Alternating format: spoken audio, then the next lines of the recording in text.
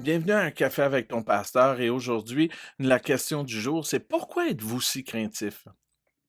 Le contexte de cette histoire, c'est Jésus qui dit à ses disciples, ah, allons vers l'autre rive.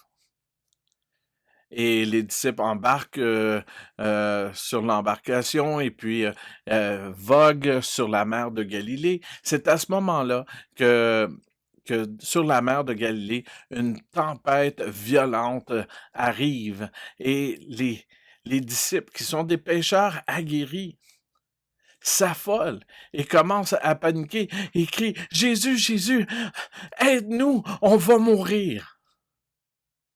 Jésus se lève, calme la tempête et,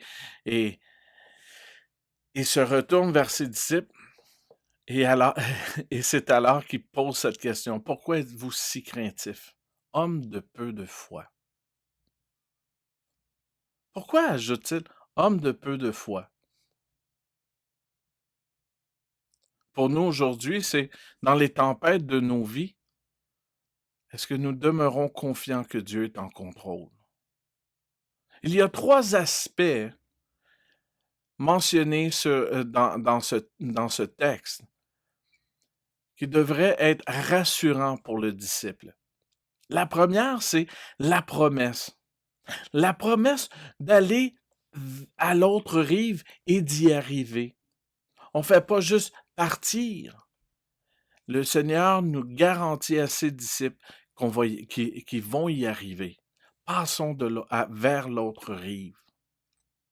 À ce moment-là, les disciples avaient cette promesse que nous allons arriver de l'autre côté. Et le fait de ne pas croire à cette promesse, c'est alors que Jésus dit « homme de peu de foi ». Vous auriez dû croire aux paroles que j'ai dites. Donc, Dieu nous donne des promesses. Et il dit, au travers ta tempête, je te promets que tu vas passer de l'autre côté. On va y arriver. Est-ce que vous vivez une tempête professionnelle, une tempête relationnelle? Une tempête où la maladie frappe? Le Seigneur dit, je suis avec toi. Et on va arriver ensemble de l'autre côté. Le deuxième point, c'est la présence du Seigneur. J'ai dit, on va arriver ensemble de l'autre côté. Le Seigneur est présent et il se veut présent dans nos vies.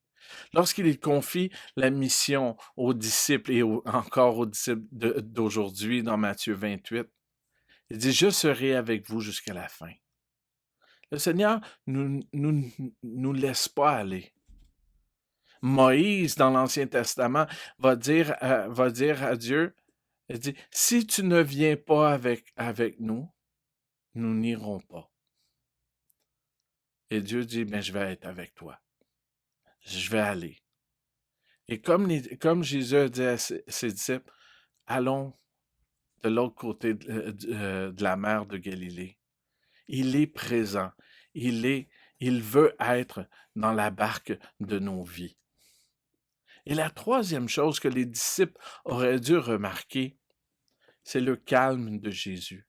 Jésus dormait. Jésus était en repos. Il y a quelqu'un qui me dit dernièrement qu'un leader reposé est un bon leader, est un leader qui sait diriger. Jésus était en repos. Et le fait que Jésus est en repos, les disciples auraient dû être en repos. Sachez que dans les tempêtes de vos vies, Dieu donne la paix. Il est notre paix. Et il veut être là. Et il veut qu'on soit dans la quiétude. Ça semble incohérent. La tempête devrait nous affoler.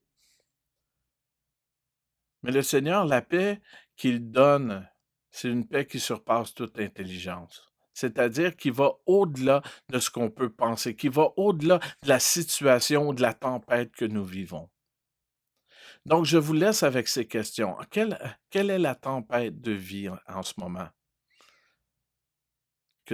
auquel tu passes à travers? Est-ce que Jésus fait partie de ta barque dans cette aventure de vie? Et comment pouvez-vous retrouver la quiétude dans votre situation? Merci d'avoir pris un café avec ton pasteur et sur ce, reste béni.